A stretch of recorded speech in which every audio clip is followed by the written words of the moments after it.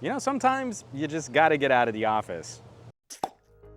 As you may have noticed, I'm not sitting in the gadget lab right now, but when we've got a few fun phones to play with, we're looking at those opportunities where we can do something a little bit different. We wax on about low light performance for cameras, and I wanted to spend a little quality time with the Honor Magic 4 Pro. Tried just something a little bit more challenging, something I haven't personally had a chance to do in a little while. So I called my buddy TK, I grabbed him, we jetted down here for a field trip down at the Natural History Museum in Los Angeles to try something a little bit different for the low light performance on the Honor Magic 4. What happens when we're indoors, when we're in dark and harsh lit museum lighting? And this just felt like the perfect real world test for a smartphone camera now that more of us are starting to step out and do a bit more traveling. So let's head inside the museum, let's take a quick look, and let's see what this phone can do.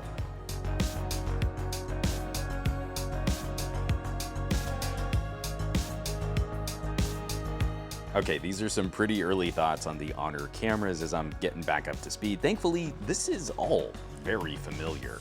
If you were a fan of Honor back in the day of phones like the View 10 and View 20, we get a larger main camera now flanked by a series of companion sensors. And walking around a dark museum with hard spotlights and windows is a great way to push the limits on this phone. At least something a little more interesting than shooting in my office. Immediately, my first critique, there's no hardware quick launch. If I need the camera up fast, I prefer a double tap on the power button. There's nothing here but that absolutely terrible screen swipe. On to actual performance though, this is excellent focus and processing. Where I get nostalgic for old Honor phones, it's the trust of knowing this phone locks fast and it processes fast. The counterpoint to that, I don't miss the aggressive exposure metering.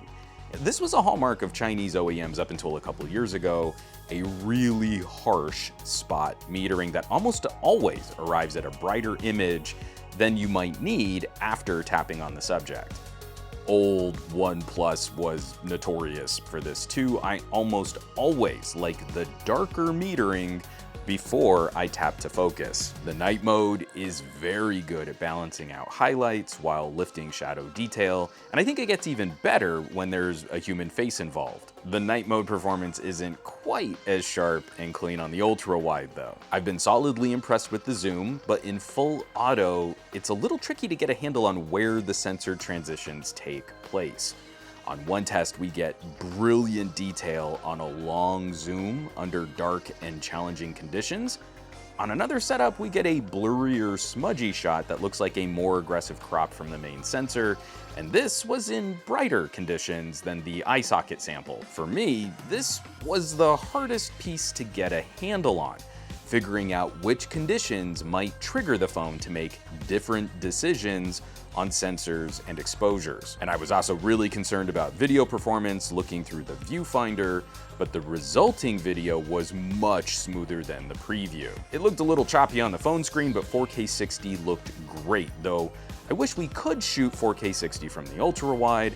Happily, it seems we do get transitions to the telephoto sensors. While shooting 4K 60, we don't have to stop clips to get a little extra reach. Color me impressed. This is taking me back to all the things that I loved about classic Honor phones. My last experience being with the View 20 several years back, and this just returns in true form to what I loved about those types of phones with these types of cameras. Very quickly getting to that point where you can just point and shoot and you trust what the phone is going to put out there. Only a handful of times, and again, like that example where I was showing you shooting video, did I ever feel like what was in my viewfinder wasn't going to be what popped out as the final shot. I'm definitely gonna have more to say about the Honor Magic 4 Pro as a phone, kind of get all the way through the review, definitely show off some of the fun features like that desktop mode, some really cool and advanced stuff that you can do with the mini supercomputer in your pocket. As always, thanks so much for watching, for sharing these videos, subscribing to the channel, and also make sure you check out TK's channel, because because he's gonna have some fun stuff on this day too. Again, it was just nice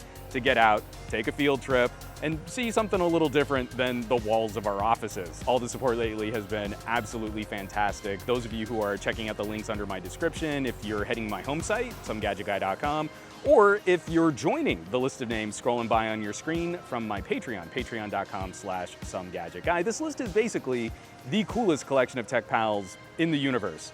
So I hope you'll check them out. Now, you know where you can find me around the rest of the internet, at SomeGadgetGuy on the Twitters and the Twitch, not so much on the Facebooks and the Instagrams, but I will catch you all on the next video.